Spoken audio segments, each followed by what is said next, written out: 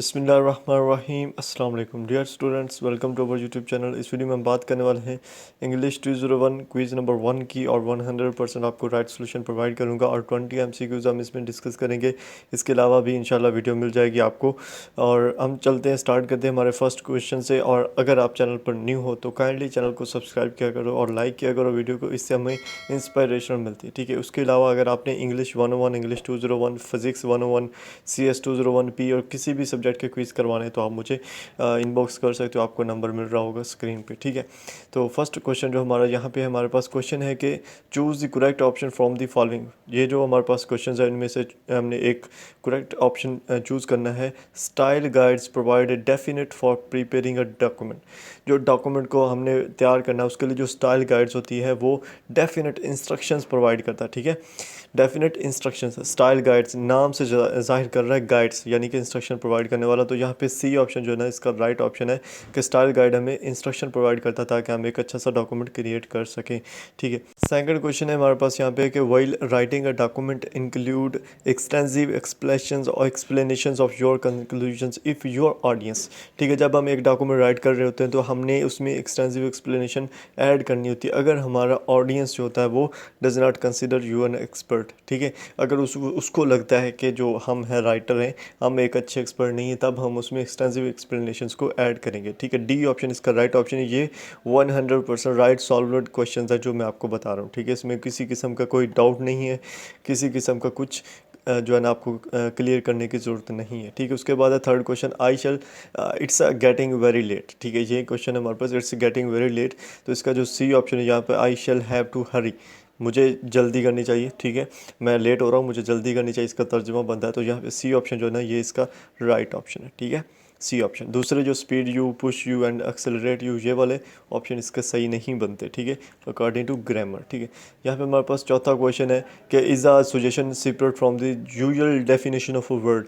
यानी कि जो एक वर्ड होता है उसकी जो अमूमी जो डेफिनेशन होती है उसके अलावा जो सजेशन होती है उसको हम क्या बोलते हैं, डिस्क्रिप्शन बोलते हैं। उसी लफ्ज़ से रिलेटेड जो उसकी डिस्क्रिप्शन होती है। ठीक है, उसकी स्पेसिफिकेशन, कोनोटेशन और डिनोटेशन ये नहीं होते, उसकी डिस्क्रिप्शन होती है अबाउट दी वर्ड, जो कि डेफिनेशन के साथ ही सजेस्टेड की जाती है। और ये डी ऑप्शन जो यहाँ पे हमारे पास इसका राइट ऑप्शन है। ठीक है, इंग्लिश 201 के काफ़ी क्वेश्चंस आपको आसानी से जो है ना वो आपके हैंड आउट से मिल जाते हैं। ठीक है, उसके बाद क्वेश्चन 5 के credibility is a measure of your believability based on how much trust you evoke and how reliable you are.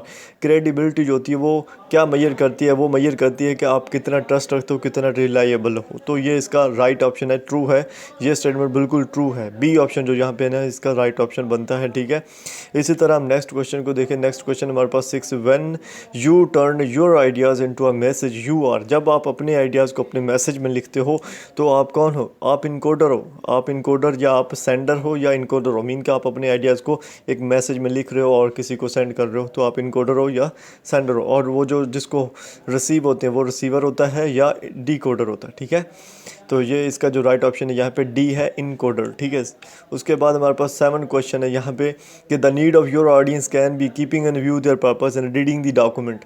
तो यहाँ पे मैनिपुलेटेड है, मिसलीडिंग है, एक्सेस्ड है और कंट्रोल्ड है।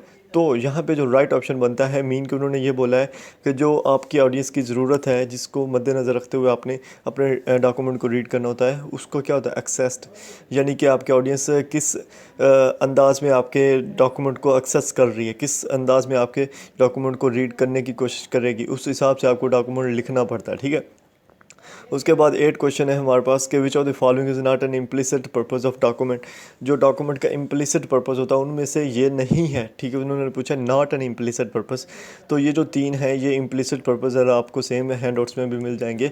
इम्प्लिसिट पर्पस में हमारे पास होता है to create trust and establish credibility, to document actions and establish relationship. लेकिन जो टू प्रोवाइड इंफॉर्मेशन जो पहला हमारे पास ऑप्शन है, ये इसका जो है इम्प्लिसिट पर्पस नहीं होता। तो यहाँ पे हमारे पास जो राइट ऑप्शन है वो यही है, पहले वाला, के टू प्रोवाइड इंफॉर्मेशन। ठीक है गया।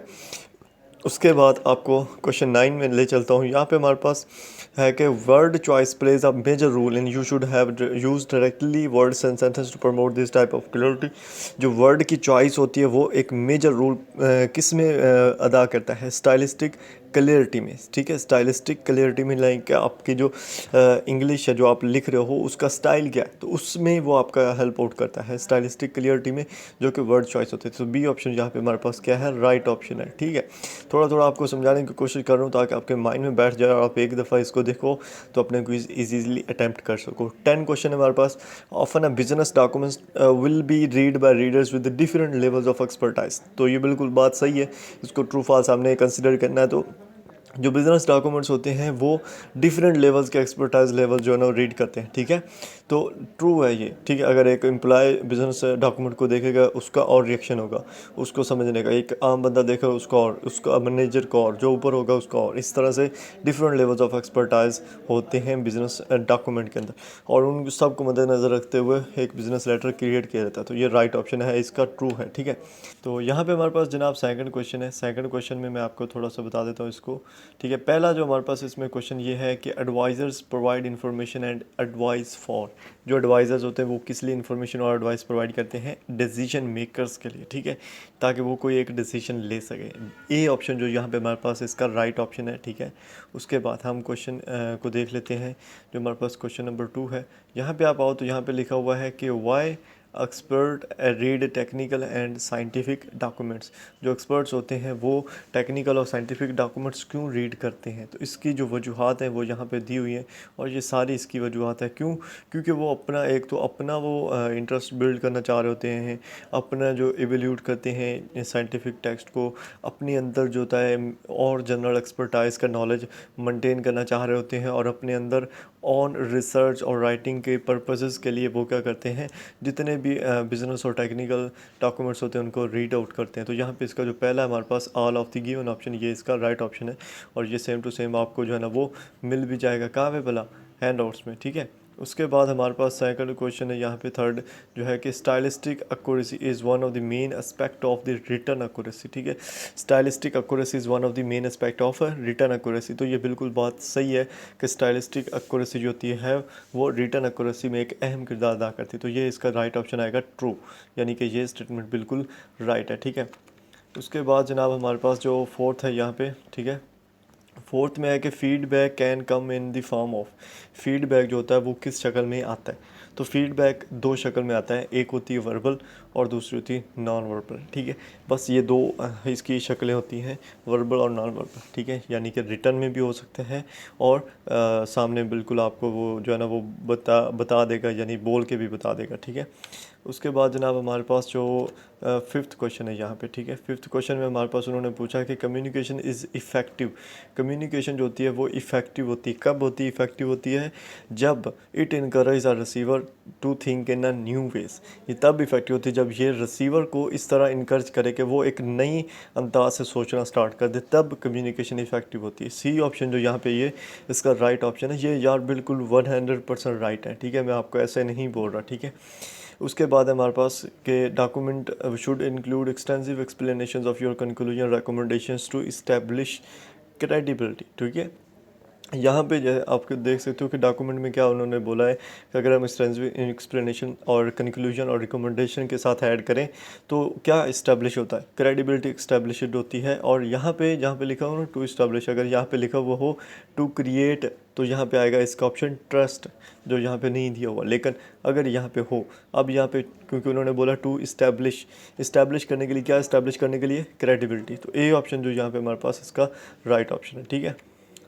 उसके बाद जो हमारे पास आएगा सेवन क्वेश्चन है हमारे पास, ठीक है, कि when employees receive appropriate communication from the management they become motivated and efficient. जब एम्प्लॉयज़ जो होते हैं ना कम्युनिकेशन रिसीव करते हैं अपनी मैनेजमेंट से, तो वो मोटिवेट हो जाते हैं और एफिशिएंटली तौर पे काम करते हैं। कब करते हैं? जब एम्प्लॉयज़ के साथ नरम लहजे से बात की जाए, सही से बात की जाए, सही कम्युनिकेशन मिले। मीन के जब जो ऊपर वाला दर्जा हो, ऊपर वाला वो सही से डाउनवर्ड कम्युनिकेशन करे एम्प्लॉयज़ के साथ, तब वो इजीली मोटिवेटेड होते हैं, ठीक है। डी ऑप्शन इसका यहाँ पे राइट ऑप्शन है, ठीक है। डाउनवर्ड कम्युनिकेशन क्यों कहा गया यहाँ पे, क्योंकि जो एम्प्लॉयज़ हैं उनसे ऊपर वाला जितने भी बड़े ऑफिसर होंगे, अगर वो सही से बात करेंगे तो वो भी सही से बात कर पाएंगे, ठीक है। ये चीज़ है। उसके बाद हमारे पास जो है ना 8 क्वेश्चन है कि the document should include extensive explanation of your conclusion recommendation to establish ये क्वेश्चन रिपीट हुआ है, यानी कि वही है। डॉक्यूमेंट एक्सटेंसिव एक्सप्लेनेशन क्यों ऐड की जाती, ताकि एक अच्छी क्रेडिबिलिटी क्रिएट की जा सके। ए ऑप्शन यहाँ पे इसका क्रेडिबिलिटी जो ना, ये बिल्कुल राइट ऑप्शन है, ठीक है। उसके बाद हम देखते हैं क्वेश्चन 9 को, और क्वेश्चन 9 में है कि documents that are mean to enact something include authorization memorandum and कौन सा होगा, ठीक है। ऐसे डॉक्यूमेंट्स जिनमें इनएक्ट समथिंग का ऑप्शन है, ठीक है। इनएक्ट होता है यानी कि कोई भी मतलब उसको एक्ट उसमें एक लगा होता है, कोई भी बंदा उसको चुरा नहीं सकता, ठीक है। तो इसमें recommendation letters, resumes, inquiry letters और एक्सेप्टेंस लेटर्स, ठीक है। तो इसका जो डी ऑप्शन है एक्सेप्टेंस लेटर्स, ये इसका राइट ऑप्शन है। ये अथोराइजेशन मोमोरेंडा, एक्सेप्टेंस लेटर्स, इसी तरह जो पेटेंट होते हैं, जो आर्टिकल्स को महफूज रखने के लिए होते हैं, वो सारे इनएक्ट समथिंग में आते हैं, ठीक है। तो डी ऑप्शन यहाँ पे इसका राइट ऑप्शन है, ठीक हो गया। उसके बाद क्वेश्चन 10 के अगर देखें, यहाँ पे है objectives should always be. Objectives जो होते हैं वो होना चाहिए, क्या होना चाहिए, अटेनेबल होना चाहिए, यानी उसको इजीली हम हासिल भी कर सकें। मेजरेबल हो, यानी कि उसको हम मेजर भी कर सके। स्पेसिफिक हो, यानी कि कोई एक हो स्पेसिफिक, ताकि उसको हासिल करने में ईजी हो। और ये ऑल ऑफ द अबव, तो ये सारे हैं। एक जो ऑब्जेक्टिव होता है वो सारा होना चाहिए, यानी उसमें ये तीनों खसूसियात होनी चाहिए। तो इसका जो राइट ऑप्शन है वो है डी, हमारे पास all of the given options, ठीक हो गया। तो ये चीज़ें हैं जो आपको यहाँ पे मैंने प्रोवाइड कर दी गई हैं। अगर आपने पेड पे क्विज़ करवाने तो आप मुझे बताएं, इजीली थोड़े से जो होंगे चार्जेस वो लेके आपको पेड पे क्विज़ कर दूंगा। इसके अलावा अगर आपने चैनल को अभी तक सब्सक्राइब नहीं किया, काइंडली जल्दी से करें और लाइक भी कर देना वीडियो को। मिलते हैं नेक्स्ट वीडियो में, अपना ख्याल रखिएगा। अल्लाह हाफ़िज़।